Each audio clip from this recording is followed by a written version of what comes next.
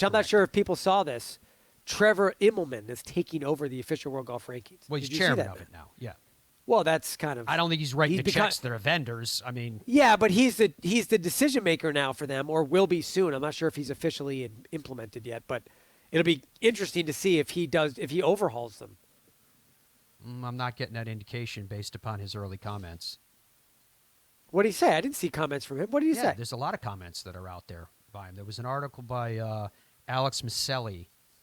I think the name of their they put out a thing every morning that comes by email. I think it's called the Morning Read, if I'm not mistaken. Does that sound familiar, Dom?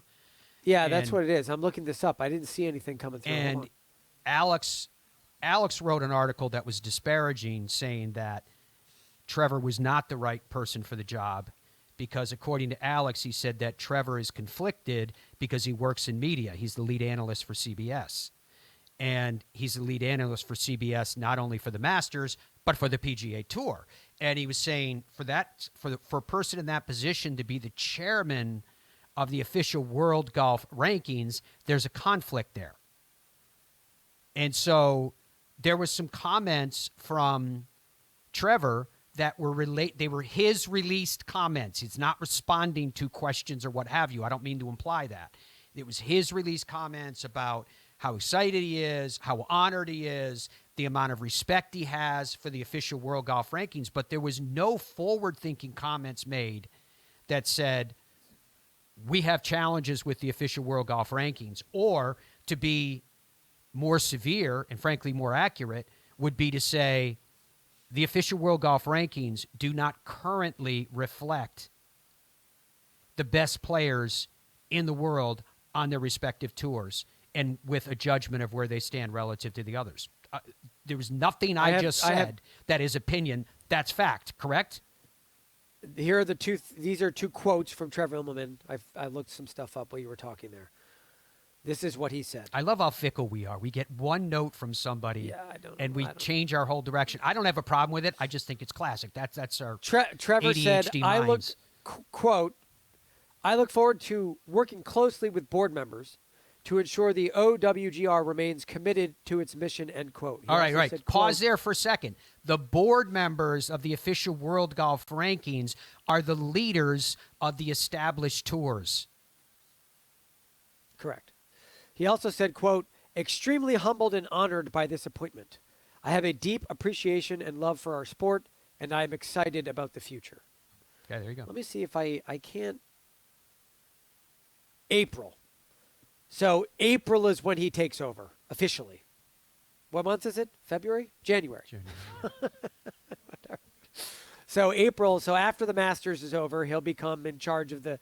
Also, this is the only thing I'll say about what you just said. All right. He's not going to say something outrageous right away. Nobody would do that. You don't appoint someone the CEO and they go, I'm really happy to be CEO. Everyone's going to be fired next week. I'm cleaning house. No one says that. That's not going to happen. There's some new leaders in the world that are doing exactly that. No, that's one guy. I'm saying in general, of course that's what he's going to say when he's appointed. Plus, he doesn't even start till April. What's he going to say? I can't wait to change everything. And they're like, whoa. We're not going to appoint him anymore. We're going to appoint some other guy. I actually do think it's fair. I actually do think it's fair that if he had an agenda to change it, of which I think every reasonable person who looks at the official World Golf Rankings goes, it's not right. I think the number one is right, but everyone else is like, nah, this isn't right. I think if he had an agenda to address that, it would have been stated in some way. In fact, he specifically said, I'm going to work with the board members, which are the gatekeepers to the official World Golf Rankings. So I disagree with your assessment that it's just a matter of time. Let him get settled in and see what his... So you anticipate, final thought, you anticipate they will do nothing different. So in August, it'll look exactly the same. Yeah, I do. Really? Yes. I don't think that. I would love to tell you I'm wrong, and I hope I am wrong. I really do. Because I think it needs to be addressed and it needs to be corrected. But you have to remember that LIV withdrew their efforts for recognition and inclusion. And they did it because I'm not speaking for them, but they did it, in my opinion, to quote Dom, because they didn't feel like they were moving forward on what they wanted to do, what they wanted to accomplish. I just think it's really simple. I'm really not trying to draw hard lines here on one side or the other. I love Trevor Immelman. I think he's great. I think he's classy as hell. I think he's very, very intelligent. And I would love to see him come in and say, guys, let's use some reason here. We know that the official World Golf Rankings do not accurately reflect the talent at the top tier of the game globally right now. Right?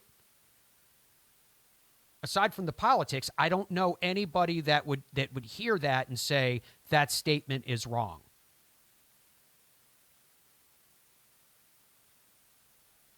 You could look right now at the official World Golf Rankings and look at great players. You could look at very recent, currently exempt, reigning Masters or reigning Majors champions, for example.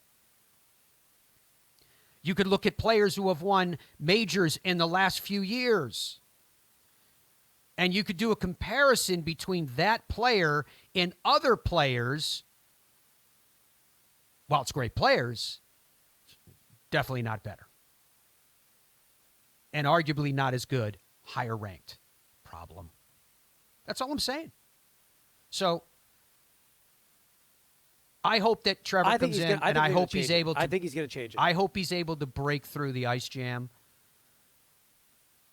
and things will happen there, because it does undermine the integrity of the official World Golf Rankings. And I don't know anybody with a reasonable mind that wouldn't admit that that's obviously the case.